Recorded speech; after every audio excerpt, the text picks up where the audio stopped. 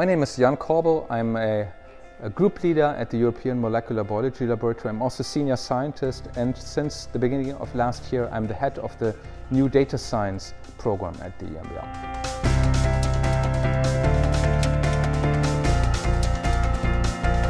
So how will new technology developments and understanding structural variation shape the future of precision medicine?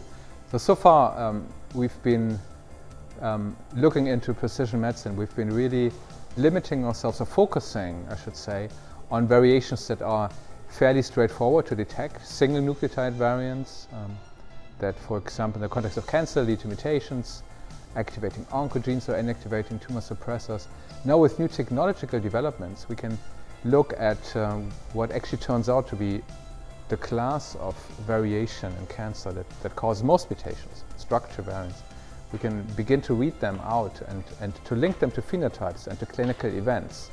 And this is expected to vastly increase our effectivity in generating prognosis for cancer patients, and also in identifying potential drugs that they can that can be used on patients to mitigate the disease. So what steps will be needed with now new technological developments and the use of sequencing in human genomics to really harvest the full potential of genome sequencing and precision medicine within Europe? So we must be made aware, and society needs to be made aware of the huge advances that come and the advantages that come from sequencing the genomes of patients, cancer patients or patients with rare diseases, because we can make diagnoses that we would otherwise not be able to make, because we can identify treatments and we can give recommendations to patients. We must make Europe aware, and European societies, of the huge benefits that these technologies have, in spite of obvious risks that come with respect to data privacy at the same time. But only through awareness and the will to share data, in spite of current regulations that are often preventing international and national data sharing, we must do our best to allow society to benefit from research advances. And I'm personally, since years, involved in data sharing, and it's a field I'm very passionate about.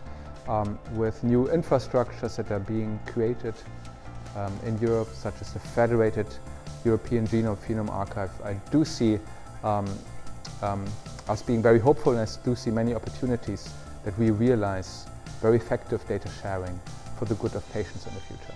So what barriers do I see in promoting international collaboration in genetics and genomics? For sure, one barrier is data sharing. Another barrier is access to attractive funding programs.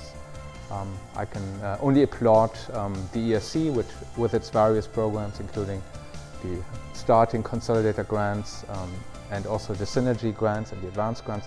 But we will need in the future dedicated funding also to maintain infrastructures and allow data to be stored so that data science applications can be making use of data, and we need to archive the data in such a form that the new generation of scientists can make use of it, that there will be discoveries enabled on these data in 10 to 15 years. We're also getting back to society and us as researchers. We need to recognize the huge value of data that we're creating right now, and keeping these data and letting others work with it in the future. I'm very happy about the existence of the ERC, which of course allows